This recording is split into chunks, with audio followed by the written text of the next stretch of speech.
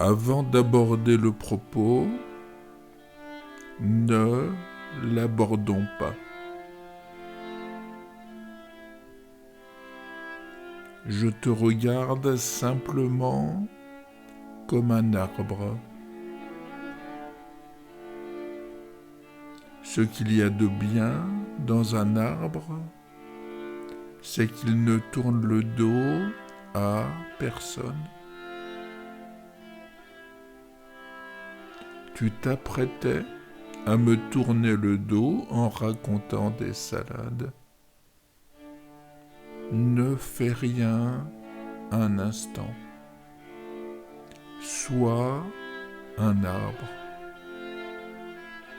Un instant où jusqu'alors, tu as cru qu'il existait des choses réelles et d'autres non. Sois un arbre et laisse tomber. La manifestation est la réalité telle qu'elle est dans ses divers aspects. Comment es-tu en tant qu'arbre sans me tourner le dos? Venons-en à la pensée chinoise. Tu n'es pas chinois, me dis-tu. Qu'importe, moi non plus. Si tu peux être un arbre un instant, tu peux être chinois et évidemment ne pas l'être. Veux-tu avancer? Oui, mais pas en arbre, peux-tu me dire. Pas en chinois. Alors je répète ma question. Veux-tu avancer? Tu me dis oui. Reste-en là. N'ajoute rien au oui. Ne trouve aucune objection. Sois franc comme l'arbre et bien plus que les Chinois. Je rigole.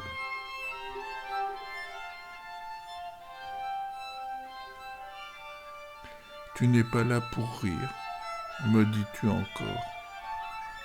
Tu es là pourquoi? Je te le dis, tu es là pour retrouver le rire, pour laisser tomber l'idée même de sérieux, pour laisser tomber le certain qui te sert pour du relatif.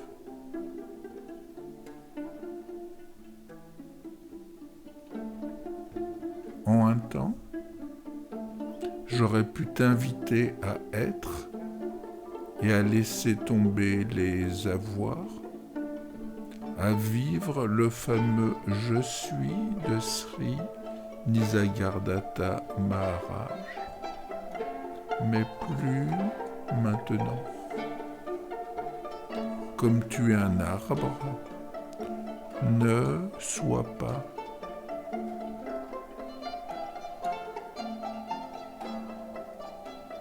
En tant qu'arbre, tu commences à comprendre le couple il y a, il n'y a pas. Tu entrevois aussi un second couple, distinct, indistinct. Un autre encore, déterminé, indéterminé. Un suivant, ce qui n'est pas encore ce qui est déjà. Son corollaire, ordre, désordre. Et enfin, le fameux veille, vous veille, intervenir, non intervenir. Voilà. Sois franc comme l'arbre, ne me tourne pas le dos, accepte ton oui. Je suis avec toi, bien au-delà de ce que tu aurais pu me dire, empli de fausseté auquel tu adhérais et qui te faisait souffrir. Je vais vite en besogne, oui, je sais. Accepte que ça aille vite, que tu puisses aller bien très vite, même si c'est dérangeant. Je suis avec toi. Il n'est que relation. J'en reviens à l'idée de t'inviter à ne pas être. Que veut l'homme occidental et toi-même? Exister dans le sens d'être. C'était avant ton nouvel état d'arbre. À être, grandiloquence du vœu, mégalomanie. Comment être? Qui le dira? Quel contenu? Un des couples fondateurs du Tao est il y a, il n'y a pas. Vu, you. Vu, ce qui n'a pas. You, ce qui a. Ces termes définissent la présence ou l'absence de forme, de nom, d'aspect, donc d'existence. L'excellent Michel Vinogradov raconte dans Erikson, Lao Tzu et nous,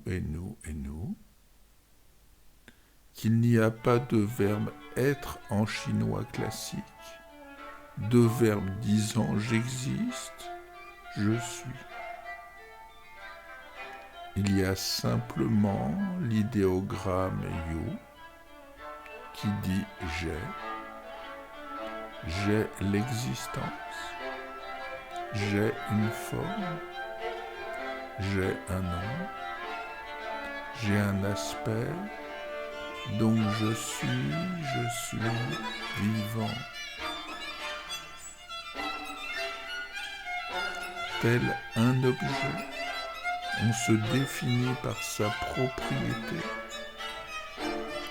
parce que l'on a, même si c'était apparemment du vide.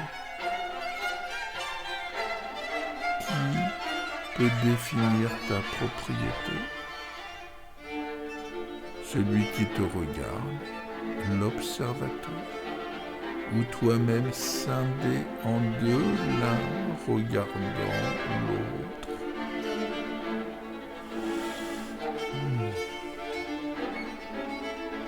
Qu'est-ce que la propriété? Proudhon disait justement que la propriété, c'est du vol. Comment en serait-il autrement? C'est tirer une richesse d'une masse pour la faire sienne. On retrouve cette idée dans la phrase de Clément Cosset, tout roi est un usurpateur. Donc, on n'est que par sa propriété muet du vol. Une fausse possession donnée par celui qui vous observe et vous conçoit ou qui vous place à ce poste. Dans cette place, fausse et vraie, vous êtes dans une croyance qui vous définit. Ne réfléchis pas trop. On s'en fout. Le couple patient-thérapeute, est en marche. Comme l'arbre qui marche apparemment sans bouger, ayant et n'ayant pas naissent l'un de l'autre. Ne fais rien, laisse couler mes mots.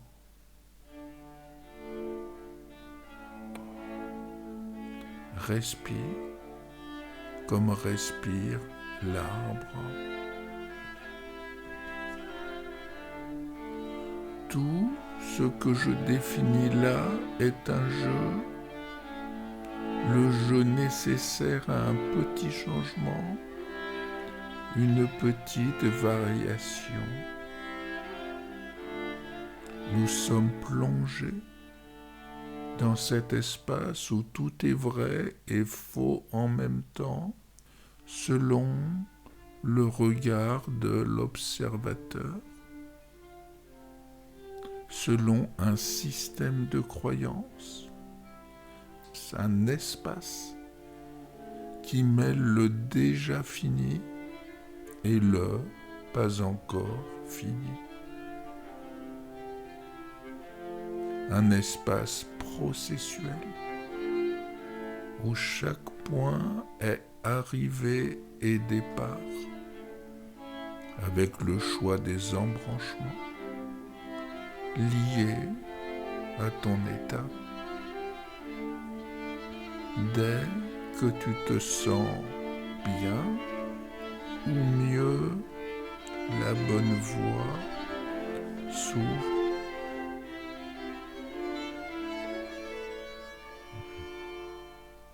Qu'est-ce que la bonne voie? Pour reprendre Castaneda, c'est celle qui a du cœur. Voilà. Tu es intelligent ou bête, selon qui te regarde, beau ou laid, généreux ou avare.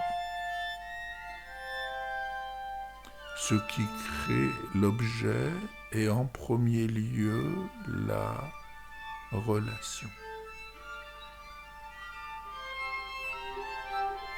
Celui qui dit seulement bonjour est aussi philosophe que celui qui discerne sur Jung ou Schopenhauer. Le philosophe donne une substance, celui qui dit bonjour aussi, et même si ce peut paraître étrange, toute substance est égale. C'est une substance. Comme Sartre disait, un homme vaut un homme. Le « je vous aime » du bonjour a une valeur égale à Platon, Goethe ou Épictète. Il vous donne un avoir que vous transformez en être. Si j'aime tant l'art abstrait, c'est parce qu'il est ouvert à toutes les sensations et interprétations. Il ne vaut que par ce que l'on y met, donc ce que l'on ressent. Il est l'avoir absolu que votre regard transforme en être. Il est l'objet total qui peut être adoré ou haï selon. Être est mouvant, un processus selon, jamais aboli, toujours vacillant, vide.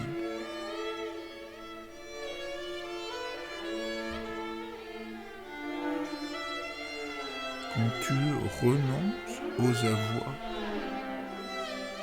tu renonces à l'être et tu es disponible à ce qui arrive, tranquille, ayant évacué les peurs anciennes.